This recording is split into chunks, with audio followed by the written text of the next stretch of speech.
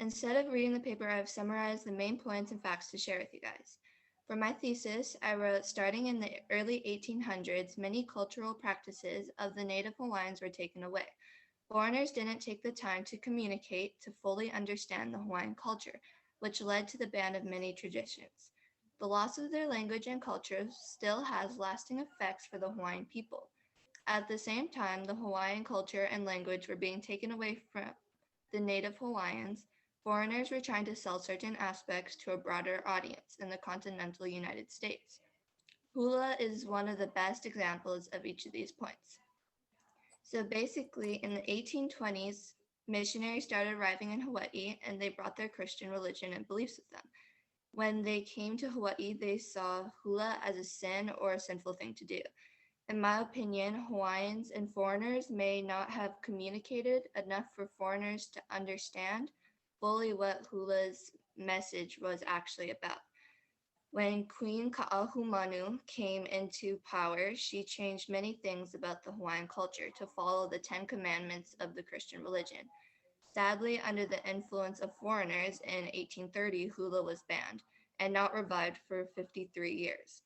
Hula was not the only thing that was banned for a while. People were not able to speak the Hawaiian language. Teachers would go to Hawaiians' homes to make sure that their parents or grandparents of that household were not talking Hawaiian to their children.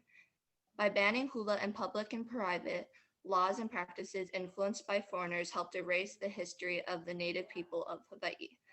My historical argument is that because of the bans, there are lasting negative effects today, such as hula was lost and forgotten, which makes it hard for Hawaiians to be able to understand their past. And a lot of the original Hawaiian language is not remembered because nobody was able to speak it for a while. One of the quotes that supported my point about this having negative impacts on the Hawaiians came from impacts of Hawaiian language loss and promotion. They said that loss of one's language is believed to be detrimental to that native population's social and health status. Language is a major aspect of both individual and group identity. The loss of a native's language lowers self-esteem, increases antisocial behavior, and engenders a sense of deprivation, collectively and individually. Now for my last point, after foreigners made it seem like hula was a sin, they then went on to selling it to people who have no respect for the culture at all, aka tourists. Because of this, there's a lasting stereotype of Hawaii today. My project is significant in history because people need to learn about how miscommunication and not taking the time to understand something can lead to tragic misunderstanding. Hula was a way of telling stories and sharing the past when foreigners came. To Hawaii, there was a lack of communication and misinterpretation of hula, which led to the ban of this form of communication. The ban led to losing many hula dances and so much more. If there was communication, maybe the Hawaiians would have so much more of their culture and cultural practices today. Hula and olis were the essence of the Hawaiian culture. There was no written language, so Hawaiians shared their history through hulas and olis.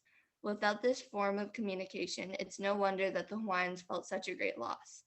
King David Kalakaua, the monarch who revived the hula in Hawaii, said it best: hula is the language of the heart, therefore the heartbeat of the Hawaiian people. My topic relates to the annual theme because it shows that communication is a huge importance to understand any historical era or event. There is a lack of communication between foreigners and the native Hawaiians, which led to much of the Hawaiian culture being taken away. The lack of communication and understanding led to loss of many culturally significant practices.